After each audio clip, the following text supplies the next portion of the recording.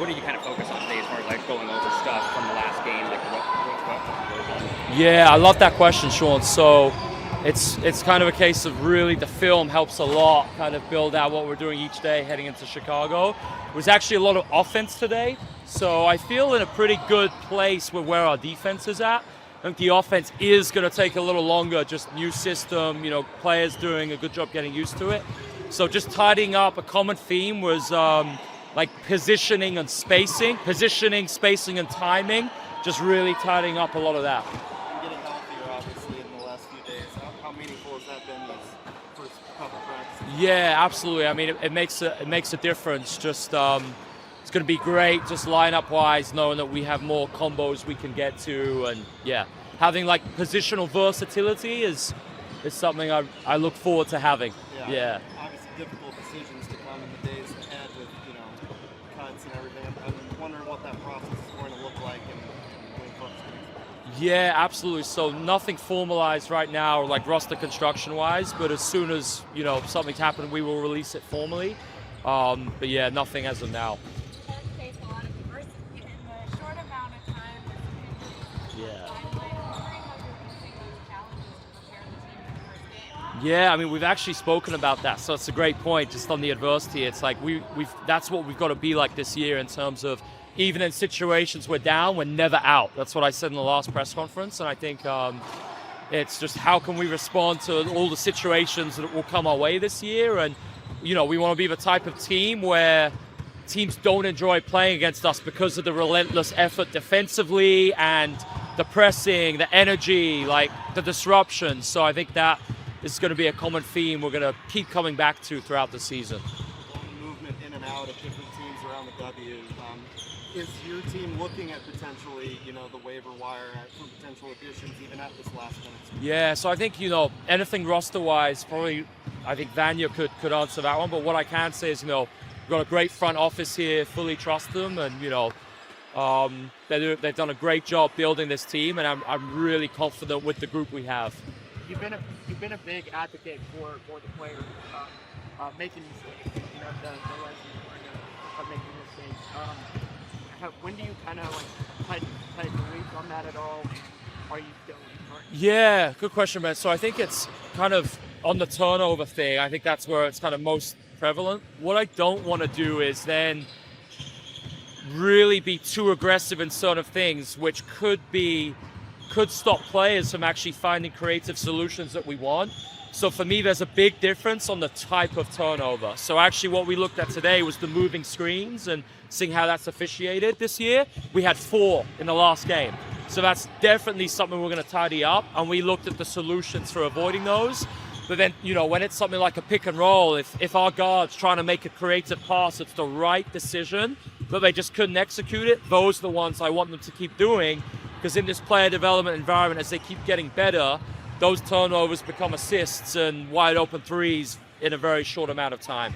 You just brought up how screens are officiated and stuff. What are your overall impressions been, or what you've heard from the league as far as how stuff is going to be officiated differently this year? Yeah, great. And I think, Sean, we're seeing it kind of in the preseason, just with where those fouls are being called. I think that's what the league have said. It was it's been played very physically, and now calling it a different way. So I think it's just on us to adapt to that and see, in these first few games here, we just got to adapt to how things are called, and confident our players will just be able to learn and pick it up. And that's why we got the refs here today. We're intentional kind of designing it into practice. Yeah. What do you relish about kind of helping build this thing from scratch? Oh, I mean, so many parts. Just, I think number one as an expansion team, like just being able to build that culture from day one. And I think you can see it just in the building. The energy at practice is great. The connectedness of the group is great. And then just our processes, I'm really happy with how things are looking, coaching-wise, performance-wise, all these things. I think we got such a great group of staff here, and I think you can never assemble these people together if it wasn't an expansion team. You talked about being down but not out in games.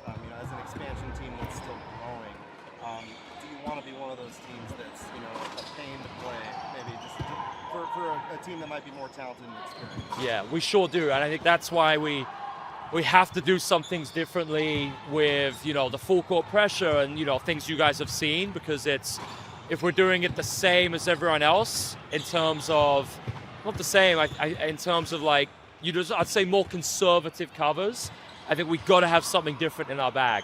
So that's why we're just being quite intentional in terms of looking at the offense, looking at the defense, more in terms of how can we maybe do things that teams wouldn't prepare for commonly, like common actions that they maybe haven't seen and actions which are maybe a little bit more unusual, so that we get a competitive advantage when it comes to games.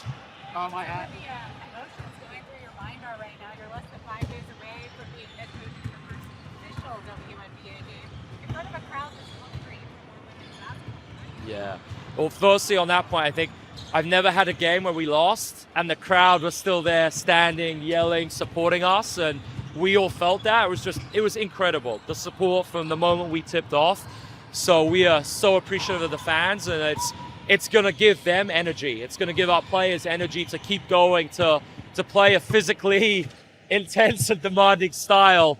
We feed off their energy. So I just can't wait to see what it's like for that first regular season game. Yeah, no, really excited. We actually got an off day tomorrow, so I've told all the staff and players, I want you to not do basketball. We need our mind up. We need to recharge, body, mentally, and then we'll come in. We'll have 2 great practice days, and we'll be good to go. Are you an Ashanti fan, or are you going to come out during halftime? say the first Are you a time. fan of Ashanti? Oh, I think when I was like growing up about 10 years ago, I listened to some tunes. But I think it's awesome that we've got her for that first game. So yeah, I'm not obviously going to be busy with the halftime edit, but I'm excited to see the performance after the game. I asked Coach Gwen Roberts, Sarama's partner. She said that she was one of the most physical players she's ever had. How do you kind of see those in the way Yeah, absolutely. I mean, I definitely see why Lynn said that, and it's SA, and really, I think it's like everyone on this roster. But I mean, SA's work ethic's been awesome these last 2 weeks. I think, we were asking her in training camp to really play out of position. She was basically playing as a primary handler, just due to her availability. So, she didn't complain once. She just got on with it. And I think the skills that she's picked up in the last 2 weeks will actually transfer to her role as a wing. Thanks, Coach. Thank you, Alex. Thanks, everyone.